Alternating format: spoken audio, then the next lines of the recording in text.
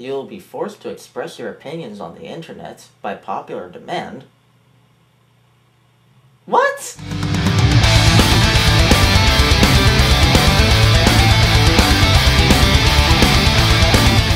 Here's Danny! So the past few days have actually been pretty interesting for me. For example, I turned in the volunteer application to that senior care center. It looks like they're going to need me starting next week. Or this week, really. Technically. Either way, I'm really excited. I'm really glad I have this opportunity. On the other hand, one of the places I turned in an actual job application to, I'm not going to say the name. Let's just say that they're a very large, very famous technology store. Within a few hours of turning in an application, they called me back. And they said they were interested, and I talked with them a bit. But what ended up happening is they didn't call me back, and now a group of supervisors are looking at my application. Will they hire me? Will they not? Who knows? I guess this really isn't on the other hand. I really want to be able to work at this other place too. I kind of have to wonder though whether my volunteer work is going to affect my job, or vice versa. So I guess that's what's been happening on the job front. I took some time to hang out with a few friends. Oh god, this is going to sound really bad, but we watched the movie Soul Plane while eating watermelon. It was hilarious. A little messed up, but hilarious all the same. What can I say about Soul Plane? If you haven't guessed, it's obviously what's called a blaxploitation film. A blaxploitation film is a movie that targets the lowest common denominator of very, very stereotypical African Americans. The movies tend to have very little plot or none at all, and consist entirely of jokes about white people, or spinning rims, and other stereotypes like that. They tend to be really horrible, kinda messed up, and make a fair amount of money at the box office anyway. The vibe that me and my friends got from Soul Plane was that it was like Airplane, but just tailored to a different crowd. Was it as funny?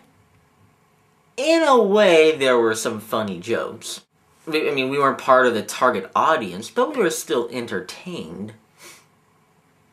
It's just that we found some of the jokes really, really horrible. The plot is basically this. A man wins a giant sum of money in a lawsuit with an airline company. He decides to take his money and use it to fund his own airline. This airline, however, is directly targeted and aimed at stereotypical African Americans. Naturally, this meant that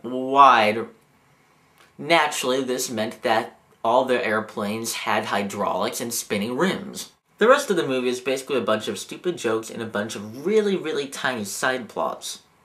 For example, the owner of the airline is in love with his ex-girlfriend, who he broke up with for reasons I'm not going to get into, and he still has feelings for her. The only white family aboard this airplane is a bit dysfunctional. Their 18-year-old daughter wishes to assert her independence in a sexual manner. The 8 or 10-year-old son that they have grows an obsession with rap music. And the husband is just overly protective and totally out of place. And that's about as deep as any of the side plots get. The rest of them are just stupid things like a couple that's trying to get into the Mile High Club in the most random places. The airplane's pilot, who just so happens to be Snoop Dogg, dealing with his co-workers. The movie was just a vehicle to make really bad, really racist jokes that they knew they could sell because there was a certain group of people who liked that. I would rate it 6 stars out of 10. It's legitimately funny at times. But without a plot and without truly lovable or interesting characters, the rest of it just falls apart. It's not a movie It's a series of short skits that all tie in together for an hour and a half. Well, I guess it's time for me to say goodbye. There's things I must do, places that I must go, people to see. Who am I kidding? I'm just gonna watch stupid videos on the internet. I guess I'll see you next time on Mecha Vlog.